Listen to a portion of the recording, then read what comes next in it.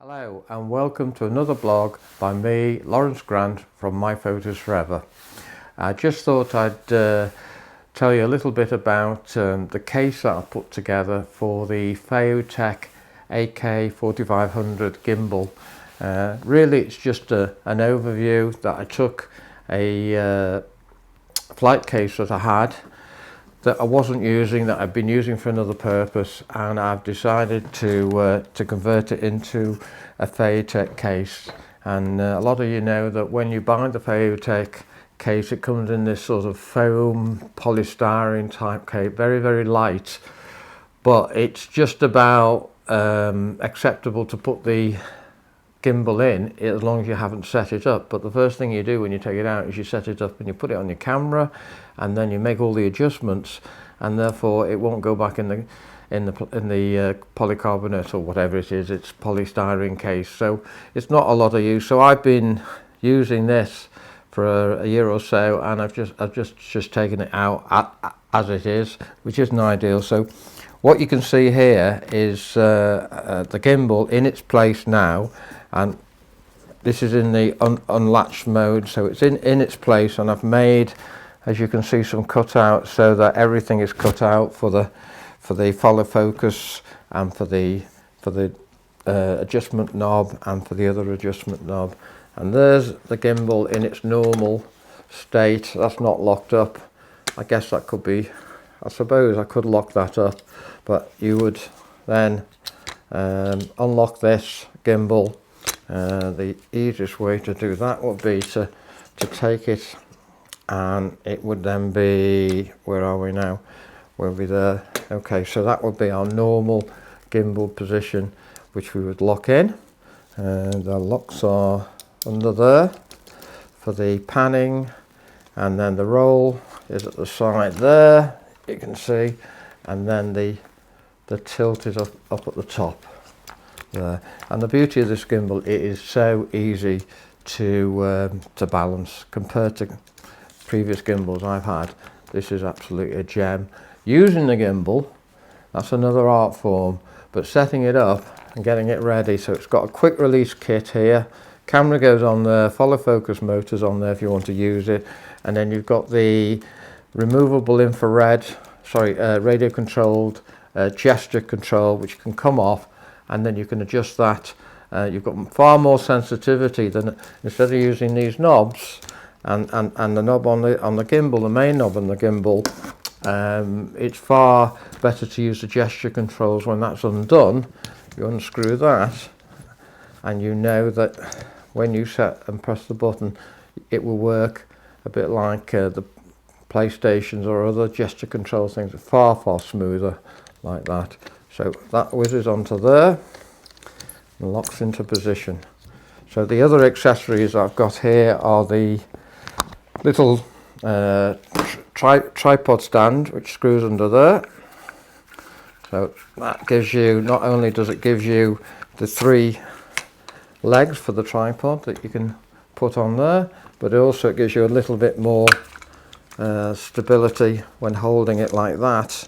You've got a little bit more there. It's a little bit weaker there, but obviously as you know, it comes with, that goes in, it comes with the carbon fiber extension pole as well.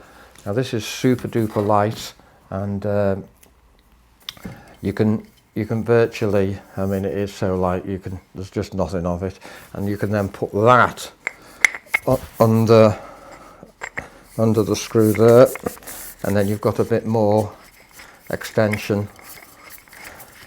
Effectively, you've got more leverage there again, and also you can put that under there, and that gives you even more, so you can actually go up and down and tilt. It's got a lot more control on it. So that's the carbon fiber extension pole. So I've made space for it to go in there. I did make some little labels, but they don't seem to have really done any use to it. And the other things we've got here is we've got the phone bracket, which can be screwed onto here, and then you can put the little adapter that holds your phone in there.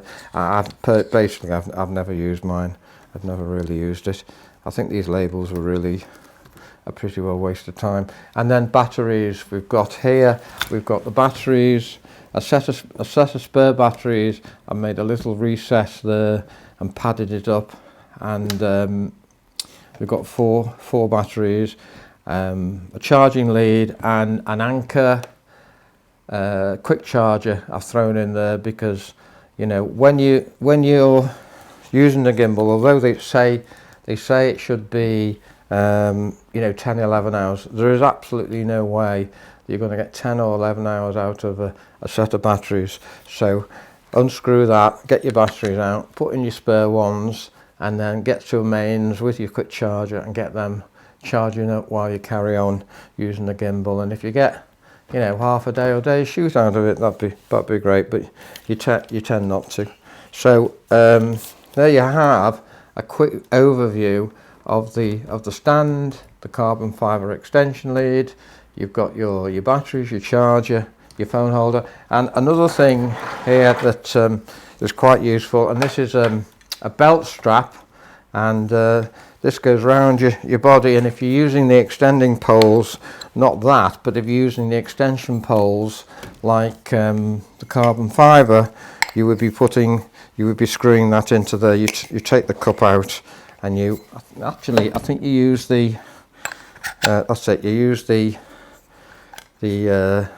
tri-stand in there, and that allows you to get a bit more leverage on your belt. So as you're pulling it, it reduces the strain on your back.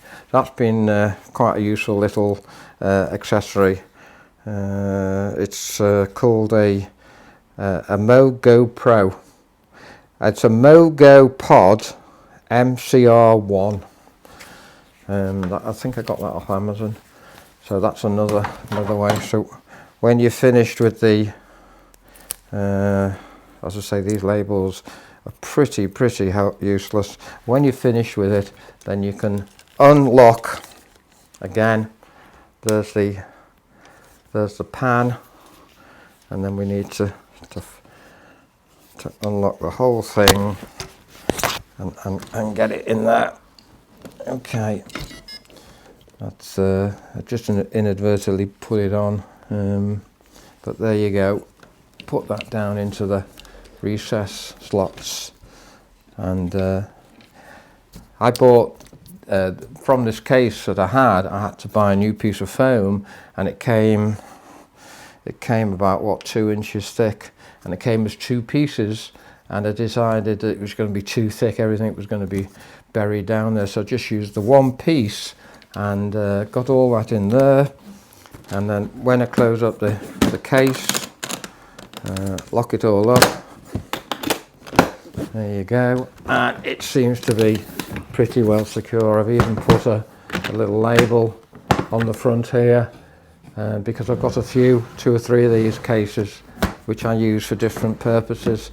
They're all identical cases, so I need to know which one I'm going to pick up and make sure I don't take the wrong one. I've got one that I use for all my audio gear, and that one has recorders, microphones, all the cables, extra batteries, lab mic stuff, things like that. So that is actually labelled the audio case. And the other one I use has all the AC adapters for the cameras, if I should need to power them up from the AC. And let's face it, a lot of the time, you know, with the greatest batteries in the world, the batteries do not last. I mean, the camera batteries are getting better and better, but certainly some of them will not last out an hour shoot, half an hour shoot, you know, talking 20 minutes, half an hour maximum. So anyway, that's just to show you what the case looks like, and I hope that's been of interest to you. If it is and you'd like to subscribe, if you could click the link wherever the link is, up there, down there, click it, and also the bell, and that will tell you when the next blog's coming through. And again, hope it's been useful, and I'll see you again next time. Bye for now.